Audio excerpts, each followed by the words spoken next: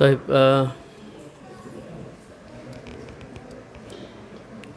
Bismillahirrahmanirrahim. Assalamualaikum warahmatullahi wabarakatuh. Innal hamdalillah nahmaduhu wa nasta'inuhu wa nastaghfiruh wa na'udzu billahi min shururi anfusina wa min sayyiati a'malina. May yahdihillahu fala mudhillalah wa may yudlil fala hadiyalah. Wa ashhadu an la ilaha illallah wahdahu la syarikalah wa ashhadu anna Muhammadan abduhu wa rasuluh sallallahu alaihi wasallam. Amma ba'du, para jamaah rahimakumullah. Alhamdulillah, kita bersyukur kepada Allah Subhanahu wa taala pada malam hari ini kita kembali dipertemukan oleh Allah Subhanahu wa taala dalam majelis ilmu, majelis yang diberkahi oleh Allah Subhanahu wa taala. Para jamaah rahimakumullah, kita lanjutkan sirah sahabat Abu Ubaidah bin Jarrah.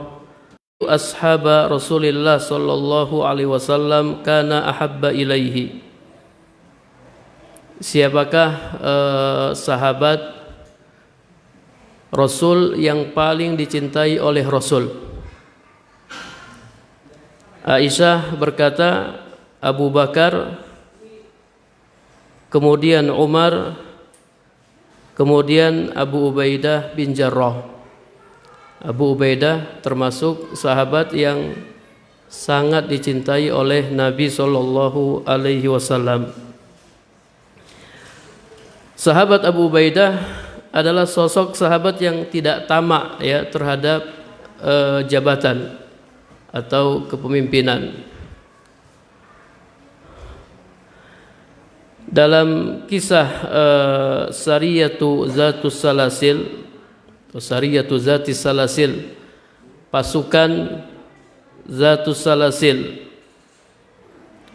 di sini dalam perang ini nampak sikap Abu Ubaidah di mana beliau tidak tamak terhadap kepemimpinan.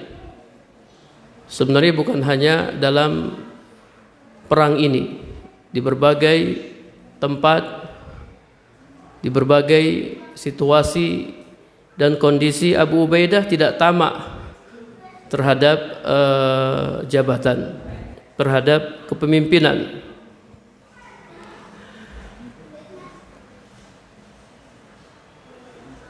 Taib, kita lihat kisah perang Zatus Salasil. Bagaimana Abu Ubaidah beliau tidak tamak terhadap jabatan. Kata penulis, al-mu'min alaihi ayya'mal li hidmati dinihi wa illam yakun zahiran amaman nas. Jadi orang mukmin hendaknya punya andil, sebagaimana Abu Ubaidah hendaknya punya andil dalam menyebarkan agama ini, dalam melayani agama ini, walaupun dia tidak terlihat di hadapan manusia, walaupun dia hanya di balik layar, walaupun mungkin dia tidak masuk dalam kepengurusan yayasan misalnya, dia ada di luar, tetap dia berusaha punya andil bagaimana caranya supaya agama Allah ini tersebar. Wa dzalika li'annahu la budda ay yabtagi bi'amalihi hadza wajh Allah taala. Karena tujuan dia dari amal dia, andil dia itu hanya mencari wajah Allah Subhanahu wa taala, bukan mencari pujian manusia, bukan mencari sanjungan manusia.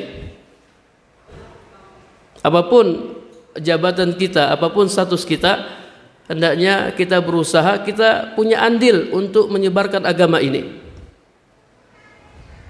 Sebagaimana sahabat Abu Ubaidah bin Jarrah.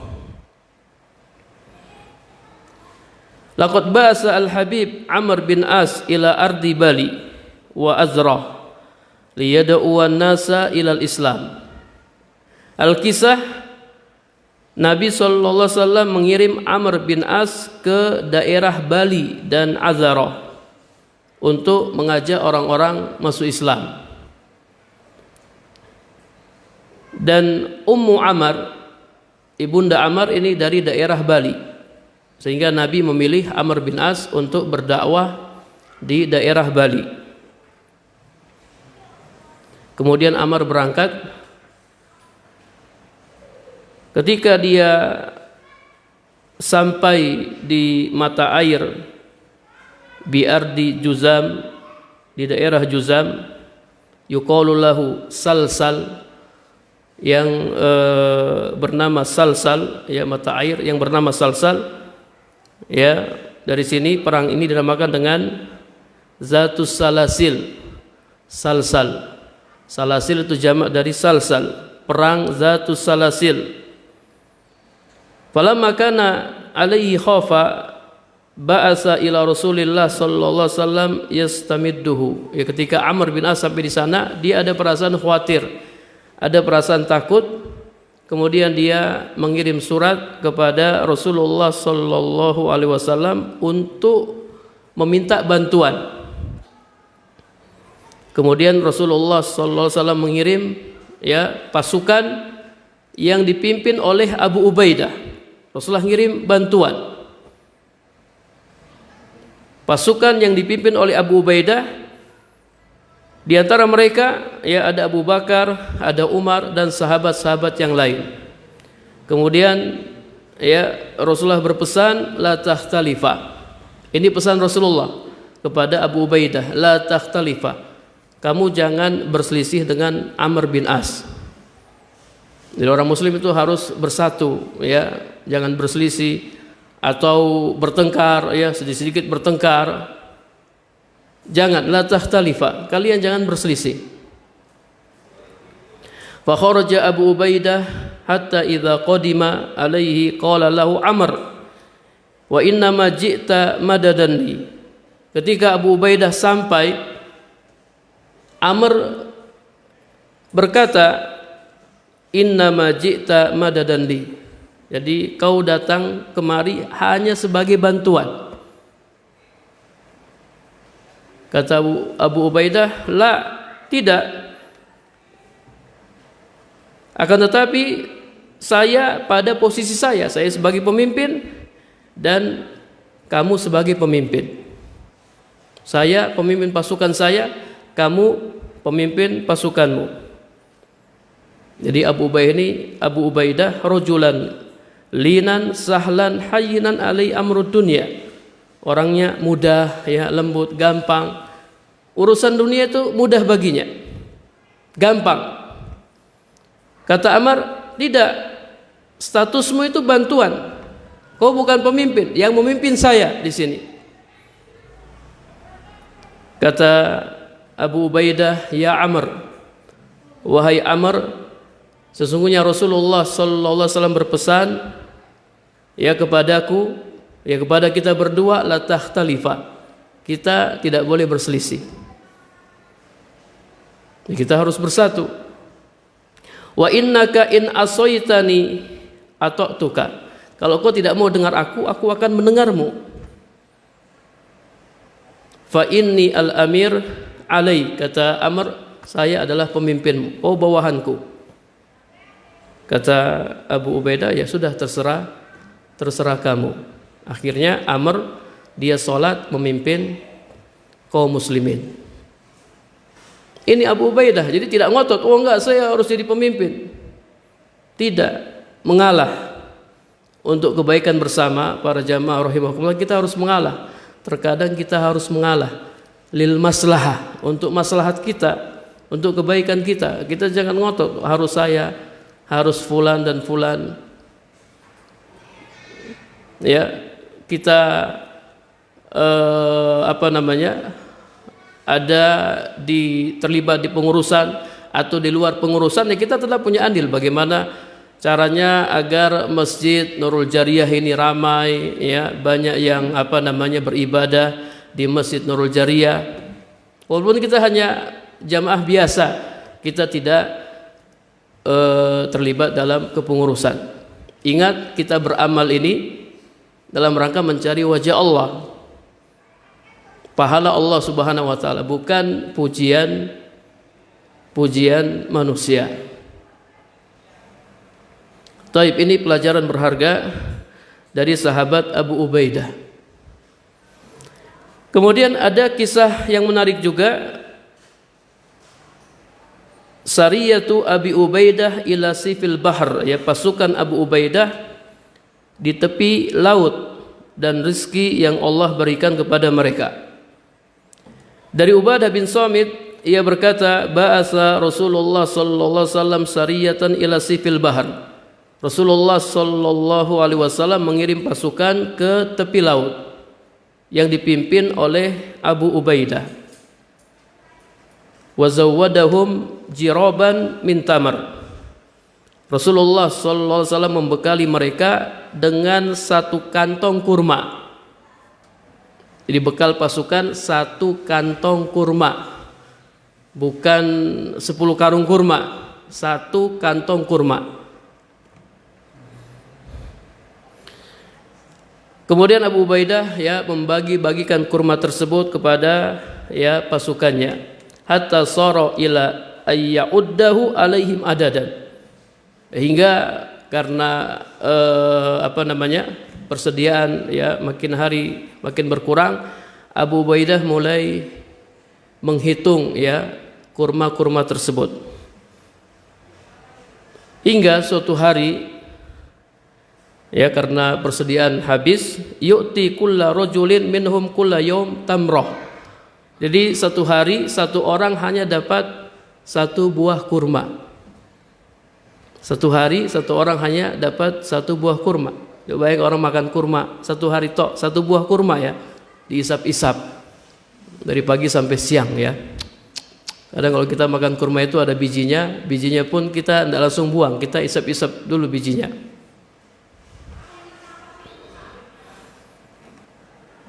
Kemudian suatu hari Abu Ubaidah membagi-bagikan kurma, ternyata ada satu orang yang tidak kebagian. Kemudian hari berikutnya kurma habis. Kurma habis, enggak ada makanan.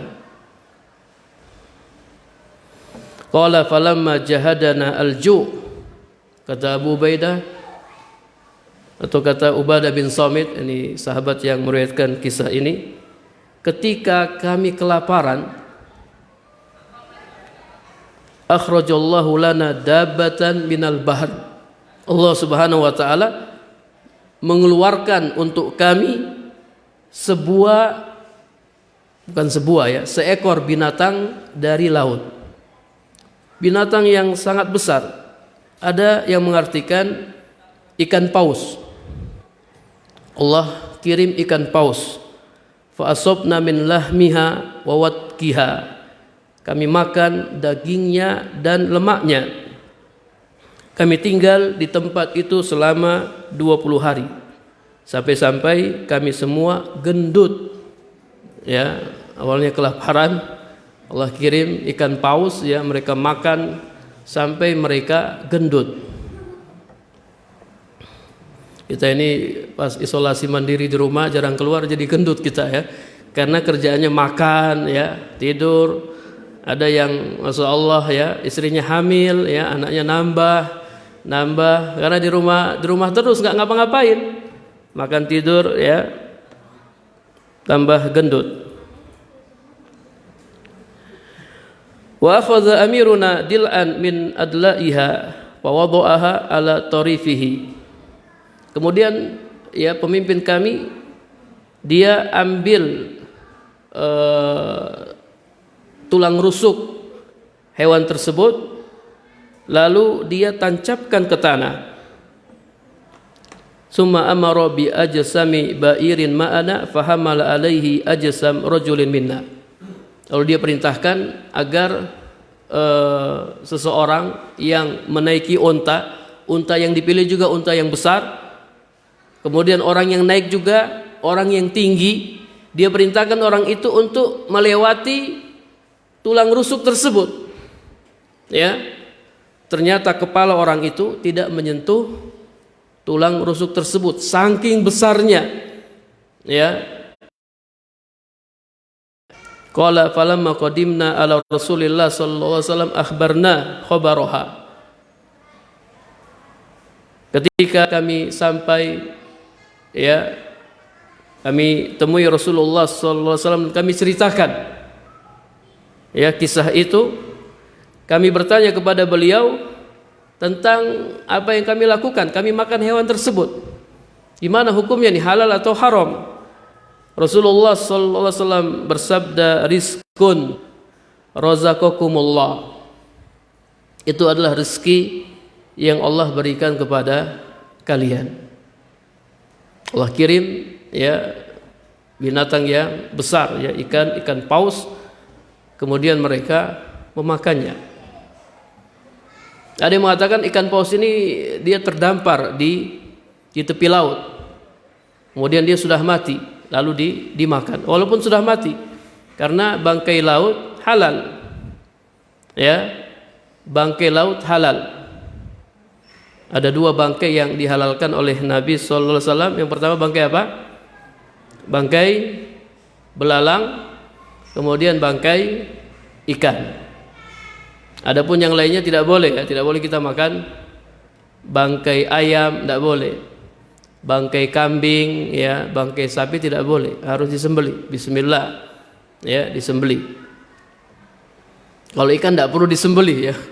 Coba bayangkan kalau setiap ikan harus kita sembelih, kita harus beli ikannya hidup-hidup di pasar hidup, bawa pulang ke rumah, bismillah satu persatu.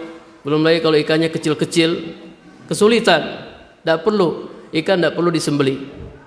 Ikan yang sudah mati, beli ikan di pasar mati, kita bawa pulang, langsung digoreng, langsung dimasak, ya, dimakan, tidak mengapa. Para jamaah rahimakumullah, Abu Ubaidah merupakan sosok sahabat yang sangat amanah. Ini sudah kita bahas.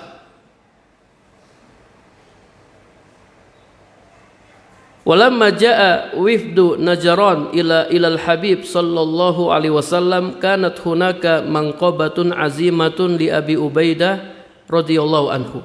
Ketika datang utusan orang-orang Nasrani Najran, mereka datang menemui Nabi sallallahu alaihi wasallam. Pada saat itu sahabat Abu Ubaidah mempunyai keutamaan yang sangat besar yang tidak dimiliki oleh sahabat-sahabat yang lain. Beliau adalah sahabat yang sangat amanah. Kita lihat kisahnya. Fa innahu lamma nazala al-wifdu bil Madinah. Ketika para utusan tiba di Madinah dan mereka bertemu dengan Nabi, sa'alahum wa sa'aluhu. Nabi bertanya kepada mereka dan mereka bertanya kepada Nabi. Kemudian Nabi ajak mereka masuk Islam. Ini para jamaah. Nabi ajak mereka masuk Islam. Ya. Kenapa Nabi ajak mereka masuk Islam? Karena agama Islam agama yang hak, agama yang benar. Jadi keliru kalau orang mengatakan semua agama sama. Kalau semua agama sama, Nabi tidak berdakwah. Untuk apa berdakwah? Semua agama sama. Untuk apa kita ajak orang masuk Islam? Kalau semua agama sama. Jadi kita harus meyakini agama yang hak hanya agama Islam. Nabi ajak mereka masuk Islam. Wa tala alaihim al-Quran. Nabi bacakan kepada mereka Al-Quran. Famtana'u, namun mereka enggan masuk Islam. Mereka tidak mau masuk Islam. Wa sa'aluhu amma yaqulu fi Isa alaihi salam. Mereka bertanya kepada Nabi tentang pendapat Nabi terhadap Isa. Ya Muhammad, gimana pendapatmu tentang Isa? Nabi Muhammad, ya, tidak langsung menjawab. Beliau, ya, diam hingga Allah Subhanahu wa taala menurunkan surat Al-Imran ayat 59 sampai 61. Inna masala Isa indallah kamasali Adam. Khalaqahu min turab, summa qala lahu kun fayakun. Sesungguhnya perumpamaan penciptaan Isa di sisi Allah seperti penciptaan Adam. Khalaqahu min turab, Allah ciptakan dia dari tanah. Isa itu makhluk ya. Isa itu makhluk. Isa bukan khalik. Isa makhluk yang diciptakan oleh Allah Subhanahu wa taala, sama dengan Nabi Adam. Cuman bedanya apa? Apa beda Isa dan Adam? Kalau Adam nggak punya bapak, nggak punya ibu. Kalau Isa nggak punya bapak. Isa bin Maryam. Isa bin Maryam.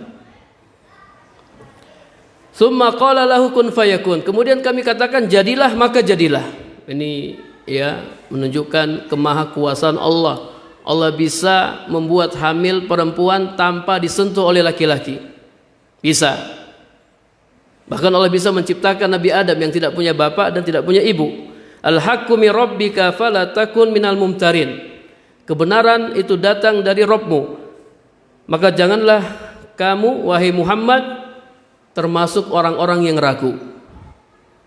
Faman hajjaka fihi min ba'di ma ja'aka minal ilmi faqul ta'alau nad'u abna'ana wa abna'akum wa nisa'ana wa nisa'akum wa anfusana wa anfusakum thumma nabtahil fanaj'al la'natullahi 'alal kazibin. Barang siapa yang membantahmu ya tentang Isa setelah engkau memperoleh ilmu, maka katakanlah, marilah kita panggil anak-anak kita dan anak-anak kalian. Kita panggil anak-anak kami dan anak-anak kalian, istri-istri kami dan istri-istri kalian, diri kami dan diri kalian, summa nabtahil. Kemudian kita melakukan mubahalah. Kita jadikan laknat Allah akan menimpa orang-orang yang dusta. Mubahalah ya, mubahalah itu dijelaskan masing-masing pihak di antara orang-orang yang berbeda pendapat berdoa kepada Allah dengan sungguh-sungguh agar Allah Subhanahu wa taala menjatuhkan laknat kepada pihak yang berdusta. Nabi ajak mereka untuk mubahalah. Ini ya, jadi mubahalah ada syariatnya, ada dalam Al-Quran. Di pagi harinya akhbarahum biqaulihi fi Isa bin Maryam. Di pagi harinya Nabi sampaikan kepada mereka pendapat beliau tentang Isa sesuai ayat ini. Kemudian Nabi biarkan mereka agar mereka berfikir. Fa'abau ayyukiru bima qala fi Isa. Namun mereka tetap ngotot. Mereka enggan untuk mengikuti Nabi sallallahu alaihi wasallam.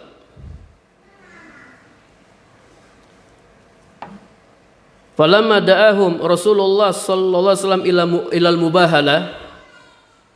Mereka tidak mau, mereka tetap ngotot. Mereka tidak mau masuk Islam. Akhirnya Nabi panggil mereka untuk mubahalah. Oke, kalau gitu kita mubahalah.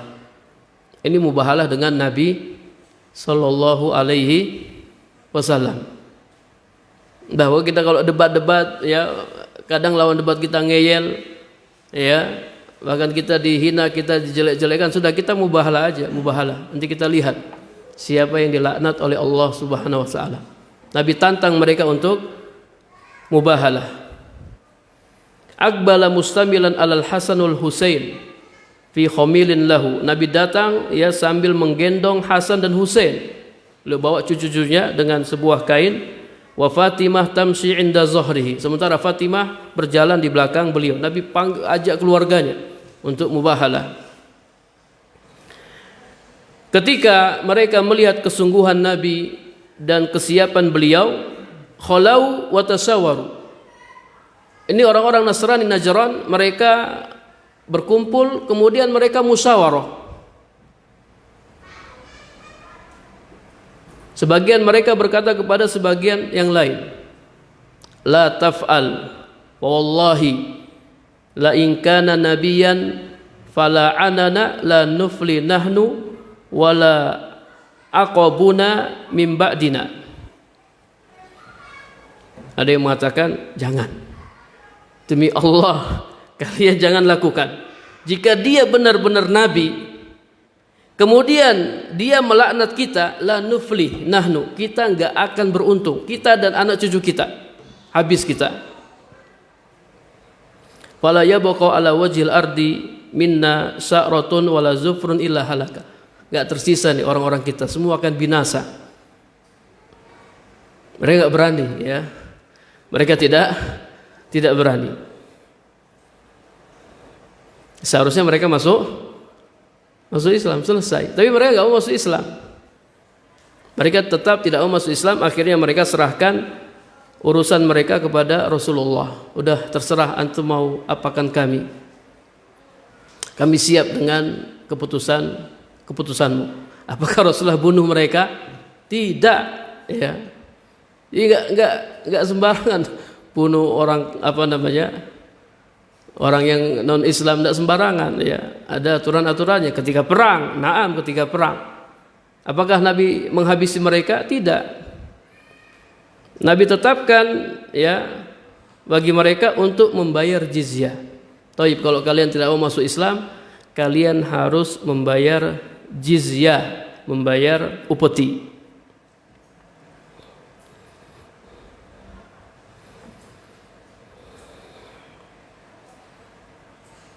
Kemudian kata mereka, ya kami siap untuk membayar jizyah. Lalu Nabi tetapkan kalian harus membayar 2000 hullah ya pada bulan Rajab. Hullah ini pakaian. Bayar ke kami 2000 pakaian. Kemudian di setiap pakaian harus ada satu uqiyah. Anda enggak tahu uqiyah di sini ya apakah perak atau emas.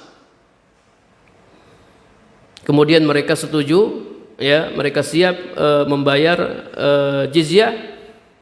Lalu Nabi sallallahu alaihi wasallam memberikan jaminan keamanan kepada mereka. Silahkan kalian melaksanakan agama kalian sesuai keyakinan kalian. Kalian bebas.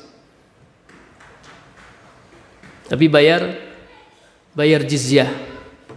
Ini ketika pemerintahan Islam yang berkuasa ya seperti ini. Syariatnya seperti ini. Imam masuk Islam, wa imam bayar jizyah.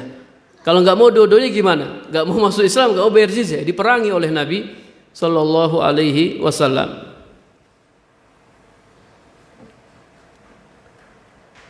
Wa kataba lahum bidzalika kitaban. Kemudian Nabi nulis surat hitam di atas putih. Nabi memberikan jaminan keamanan kepada mereka. Mereka bebas melaksanakan agama mereka dan mereka tidak boleh diganggu oleh orang. Kalau ada orang lain yang mengganggu mereka, Nabi akan membela mereka. Nabi ada di belakang mereka. Mereka tidak boleh diganggu.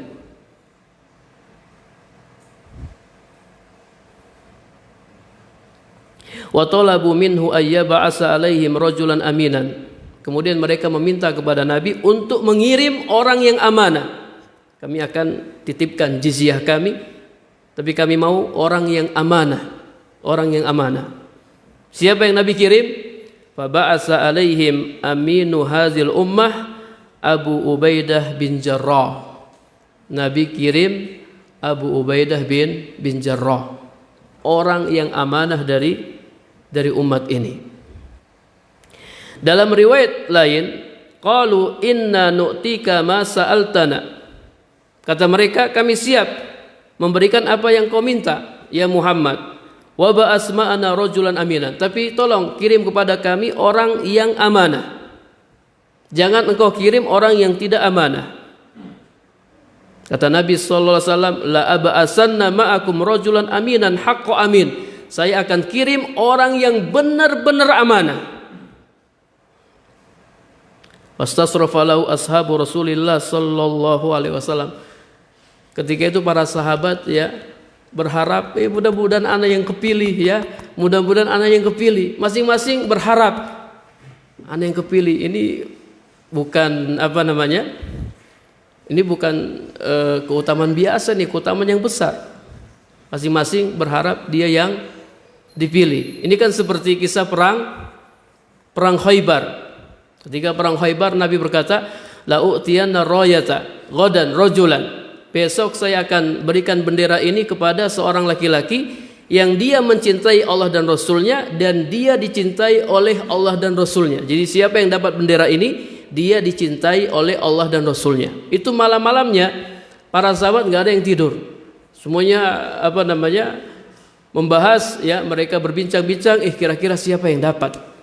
Siapa yang dapat ini, ya? Ini dicintai oleh Allah dan Rasulnya. Pagi harinya mereka langsung datang temui Rasulullah. Semua orang berharap dapat bendera. Bahkan Umar bin Khattab radhiyallahu anhu ketika itu ada di belakang, dia sampai angkat kepalanya gini, ya, supaya dia kepilih. Ternyata siapa yang kepilih? Ali bin Abi Thalib. Aina Aliyu bunuh Abi Thalib. Kata Nabi, mana Ali bin Abi Thalib? Kok enggak kelihatan? Kata para sahabat, yastaki fi ainaihi, dua matanya sedang sakit. Ali enggak hadir ketika itu. Kemudian Nabi suruh panggil dia. Para sahabat panggil Ali. Kemudian Nabi Nabi ludahi matanya. Masya Allah, sembuh. Langsung sembuh dengan izin Allah. Seakan-akan Ali tidak pernah sakit mata, jadi sembuh tanpa meninggalkan bekas. Memang ludah Nabi ini mujarrab, ya, berkah. Ludah siapa para jamaah? Ludah Nabi, bukan ludah kita. Ya, kalau ada orang sakit mata jangan diludahi, nanti matanya tambah sakit.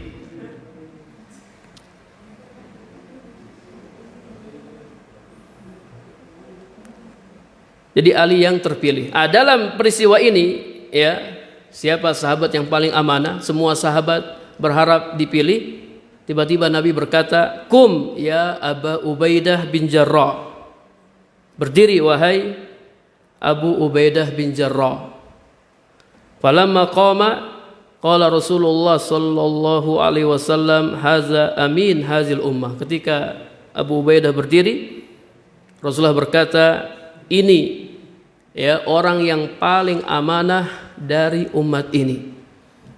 Ini orang yang paling amanah dari umat ini. Abu Ubaidah bin Jarrah, Masya Allah, orang yang paling amanah para jamaah, orang yang paling amanah. Susah, ya, jadi orang yang amanah, apalagi kita hidup di akhir zaman. Di antara tanda-tanda kiamat, ya, banyak orang yang tidak amanah. Banyak orang yang tidak amanah.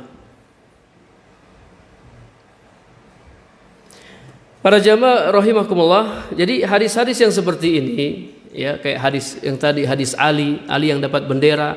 Kalau di sini Abu Ubaidah yang terpilih, ini tidak berarti sahabat-sahabat yang lain tidak amanah. Ya, dan juga tidak berarti sahabat-sahabat yang lain tidak dicintai oleh Allah. Jadi orang-orang Syiah mereka berdalil dengan itu Ali yang kepilih, Ali loh. Sahabat-sahabat yang lain enggak kepilih, berarti hanya Ali tok yang dicintai oleh Allah dan Rasulnya. Sahabat yang lain tidak seperti itu. Tidak seperti itu. Sahabat-sahabat yang lain juga dicintai oleh Allah dan Rasulnya, karena ada hadis-hadis yang lain, ada dalil-dalil yang lain. Sahabat-sahabat yang lain juga amanah. Bukan berarti mereka tidak amanah. Justru hadis ini, ya, hadis tadi Ali yang kepilih, ini bantahan bagi siapa? Bantahan bagi orang-orang Al-Khawarij, ya, orang-orang Khawarij yang mengkafirkan Ali bin Abi Thalib. Mereka mengkafirkan Ali bin Abi Thalib. Taib, ya, sudah azan. Ini barangkali yang bisa kami sampaikan, ya, mudah-mudahan kita bisa mengambil ibrah dari sirah Abu Ubaidah. Wallahu a'lam bishawab. Subhanakallahumma wa bihamdika asyhadu an la ilaha illa anta astaghfiruka wa atubu ilaik. Assalamualaikum warahmatullahi wabarakatuh.